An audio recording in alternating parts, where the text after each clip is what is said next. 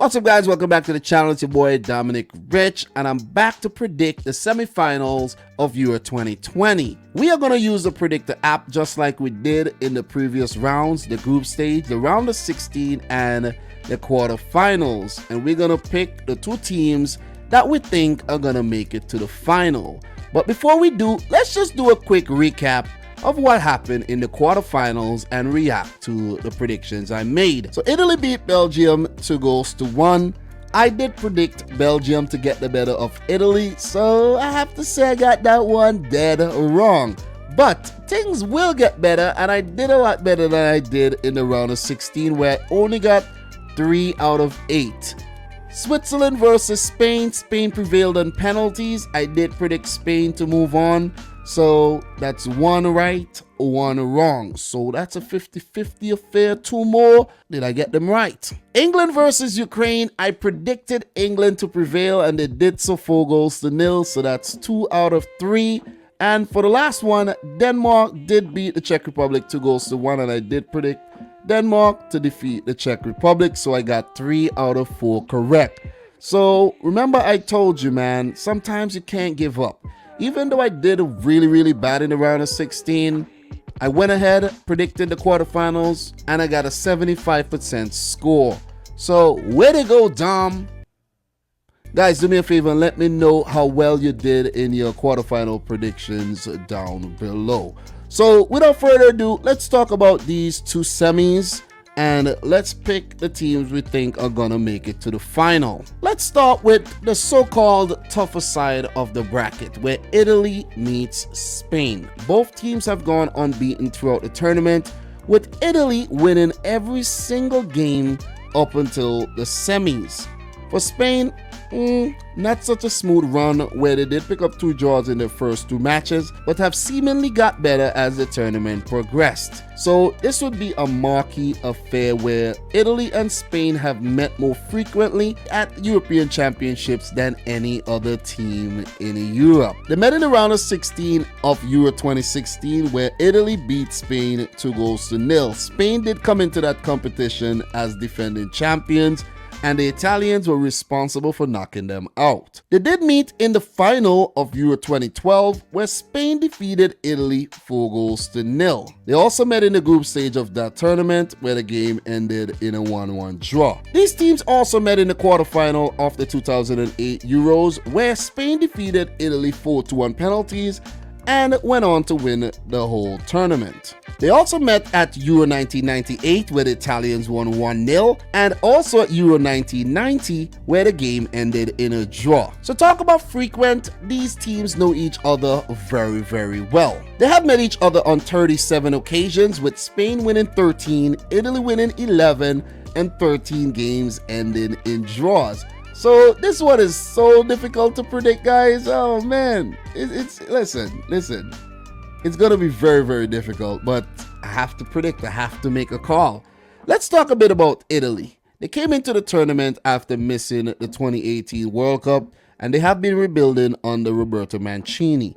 They have been on a remarkable run, breaking their national record for their longest unbeaten streak, going up to 33 games without a loss. They have now won their last 13 consecutive games, and Roberto Mancini has this team playing some world-class football, and I mean in every single department.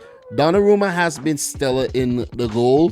The defense have been very resolute. The midfield has been spectacular and very dynamic, and the forwards have been producing the goods. So when you analyze this Italian team, there's not many weaknesses that you can pick out, because if you go back to the last round, where I thought that Belgium would have gotten the better of the Italians, it was a walk in the park for Italy, literally. When the Italians scored early and then they went up 2-0, Belgium did get back in the game, but after seeing what they were doing in the game, I had lost my confidence in Belgium. So disappointed to see this Belgium team go out, but it's because of how brilliant this Italian team has been. The speed of which they move the ball, the way they're so clinical in the final third of the field. And let's not even talk about how good they are defensively, with quintessential center-backs in Bonucci and Chiellini protecting the goal. Listen, you expect nothing less than what we're seeing here, and you got to give credit to Roberto Mancini, the way he's used his team, the way he's rotated, and that midfield of Verratti, Jorginho, and Barella is going to be very, very difficult to outrun. So Spain got their work cut out for them coming up against this very, very resolute Italian team. No losses and only 2 goals conceded at the tournament so far. So it's going to take a lot to beat Italy. Italy will also be without their ace left back Leonardo Spinazzola, who did injure his Achilles in the game against Belgium. So this could be a weak point for the Italians going forward, something that the Spaniards could exploit, because I think slower, less creative Emerson is going to come into the team. And no disrespect to Emerson, but Spinazzola, no wonder he's number 1 left back right now for Italy.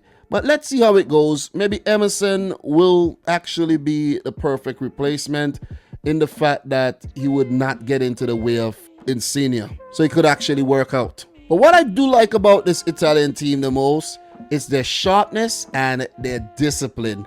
They play as a team, and it seems like they want to win the entire tournament. I'm just saying, every team want to win the tournament, but the Italians seem like they have a whole lot of drive, and they're very, very, very motivated, especially since they missed the last World Cup. They got a lot to prove. For Spain, I wasn't impressed with their first 2 matches, picking up draws against Sweden and also against Poland. They were very, very poor in front of goal, and that ineptness in front of goal have continued despite them scoring a lot of goals. Don't make the 5 against Slovakia and the 5 against Croatia fool you. This Spanish team had way more chances to score, and they have been very, very poor in front of goal. If we go back to the game against Switzerland, they had 28 shots, 10 on target, but could only put 1 in the back of the net. Coming up against this very good Italian team, Spain has to take their chances. I know historically they have a better record against the Italians, but right now at Euro 2020, I think Italy hold the aces here. Seriously. Come on, it's a no-brainer. Look at how well they're playing. Look at how inconsistent Spain has been. But nevertheless, they have got the job done, and they are in the semi-final. It wasn't easy for Spain against Croatia. They were pushed to 120 minutes. It wasn't easy for Spain against Swiss. They were also pushed to 120 minutes.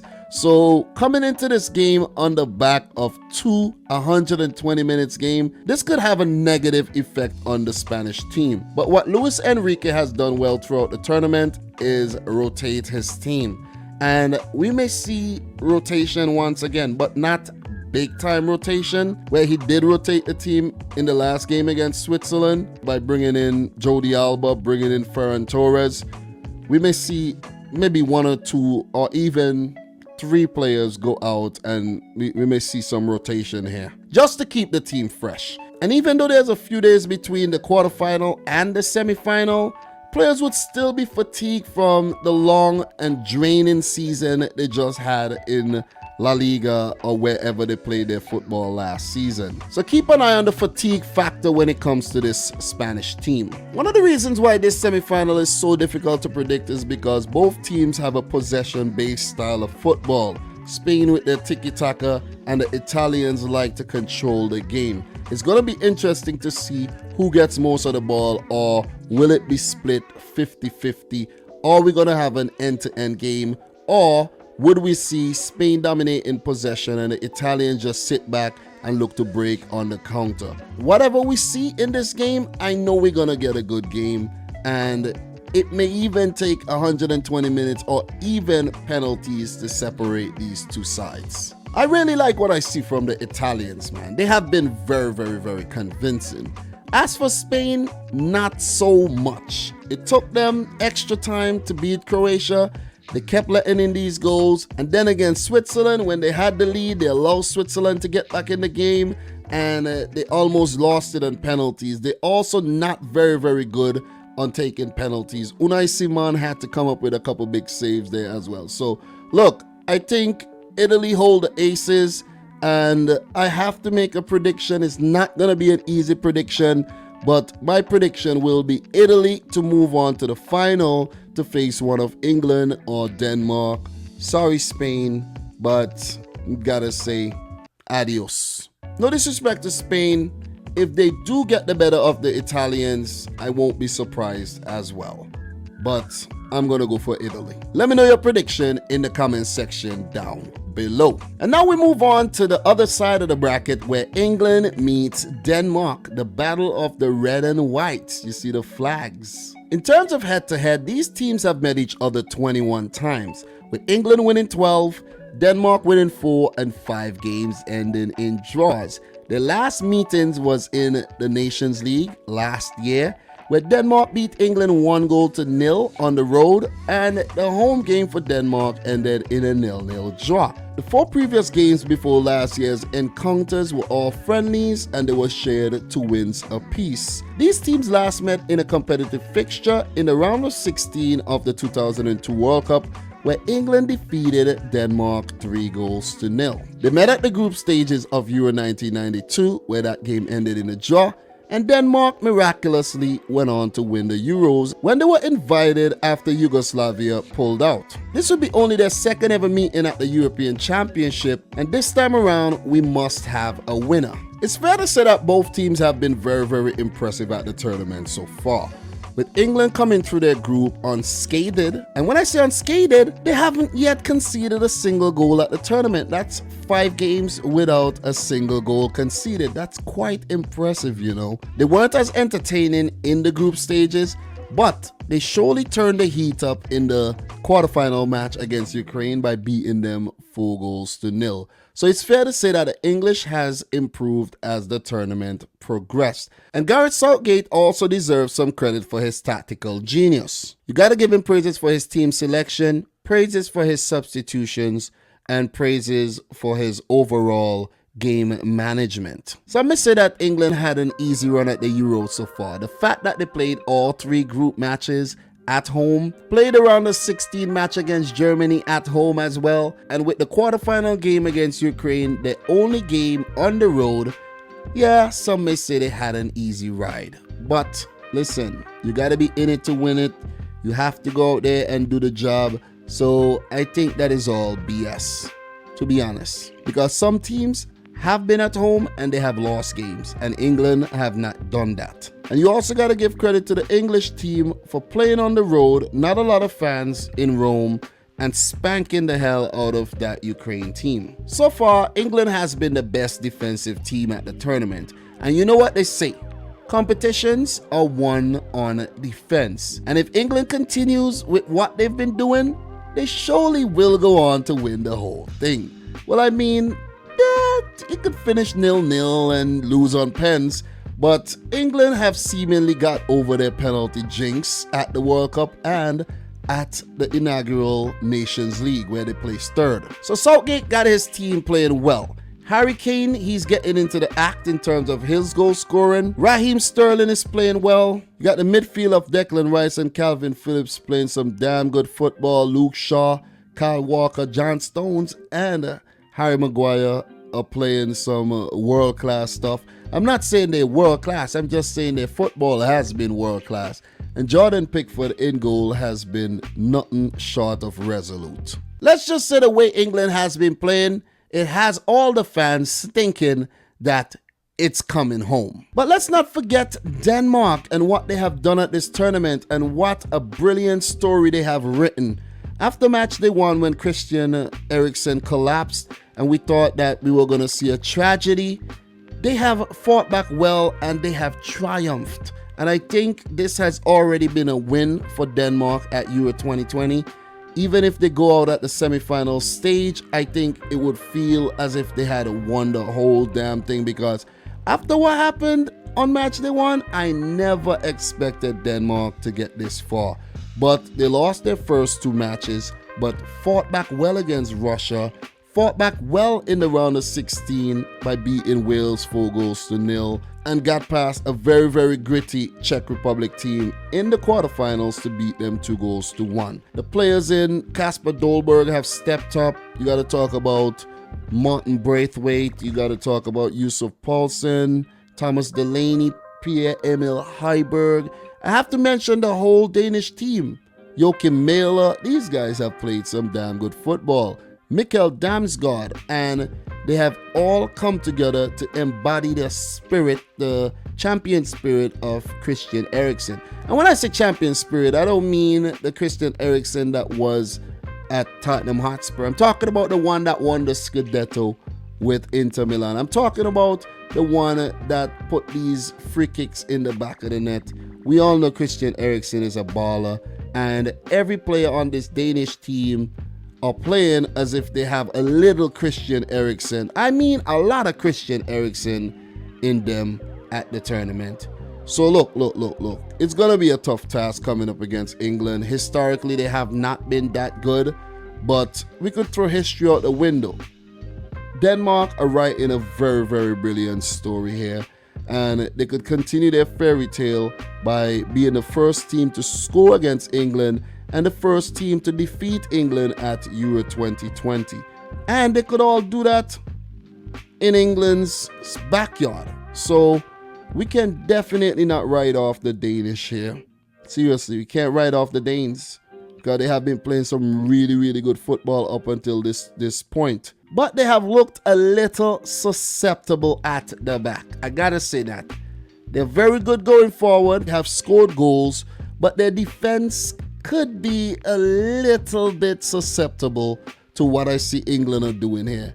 England are putting in some really good aerial balls, and England's speed and their build-up play and everything could actually hurt the Danes. And that's if England actually take the game to the Danes, where I think in a matchup like that, England would be, let's say, they would be the more dominant team. They would be the aggressor. I would like to think that England would take the game to Denmark and Denmark would sit back and try to break. This game could go anyway, man. It's so difficult to predict. It is very, very difficult to predict.